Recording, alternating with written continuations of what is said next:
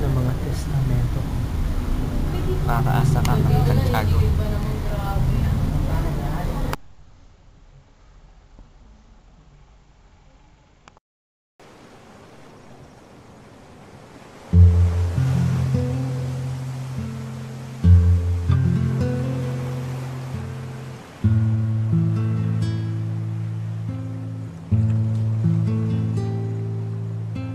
Kapitan Tiago!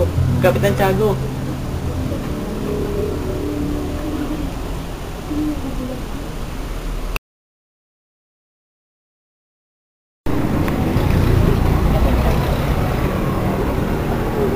Ano si Kapitan Tiago? Uy, ano hindi nga na yun?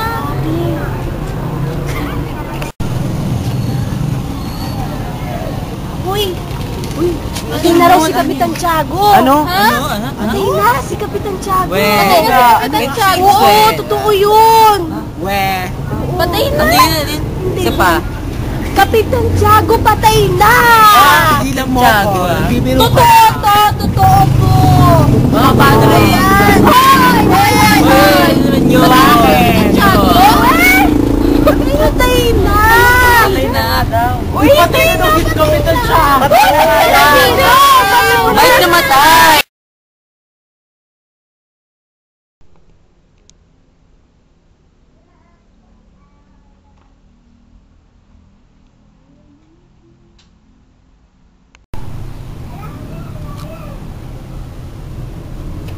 Gura, tuluyan nang namaalam si Kapitan Tiago. Ngayong patay na siya, dapat nating paghandaan ang kanyang libing. Dapat lamang na maging grande ito. Teka, pinapaalala ko lang sa'yo, namatay si Kapitan Tiago na hindi lang man nangungumpisal. Bakit grande pa rin ang libing nito? Aba, hindi naman dapat ipagkait kay Kapitan Tiago ang granding libing. Naging bukas palad naman siya sa simbahan at alam natin iyon. Para lamang sa mahirap ang paratang na iyan. Kung tayo nga, nakakapagpalibing ng inchik na binyagan at may pamisa pa. Teka, saan nga ba pupunta ang mga ari-arian ni Kapitan Tiago?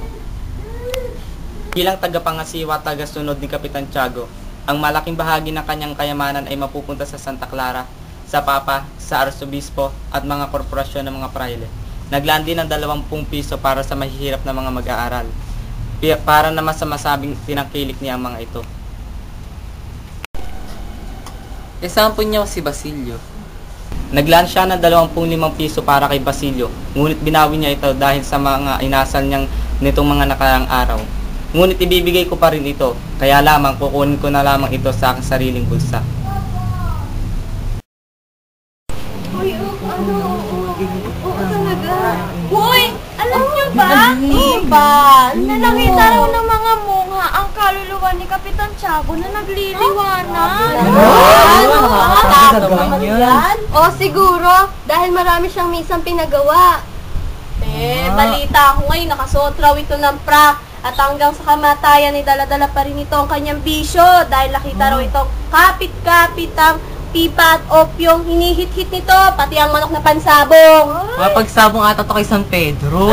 Loko-lokong lalaki. Imposible. Sabungan sa langit. Nako, senyorita. Totoo yan. Teka. Imposible ang mga yan. Pag may natalo sa sabong, may mag-aaway. At walang nag-aaway sa langit.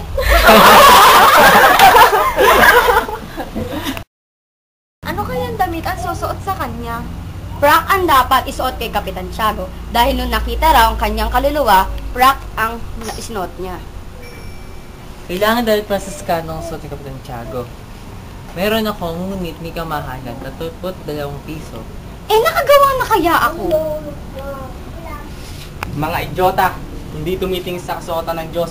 Kahit lumang damit ay kayang ipasuot kay Kapitan Tiago. Ang mahalaga ngayon ay ang puro niya bukas.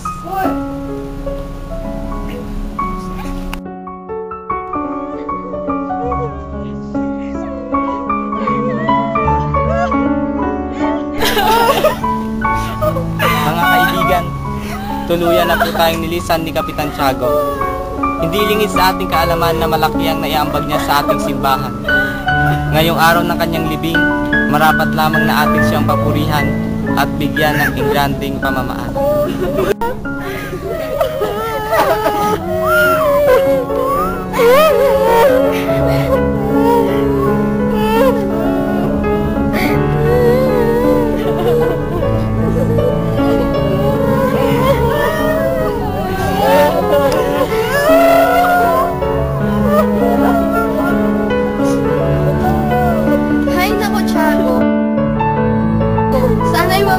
mamatay na rin ako at nang mahigitan ko ang libing ko.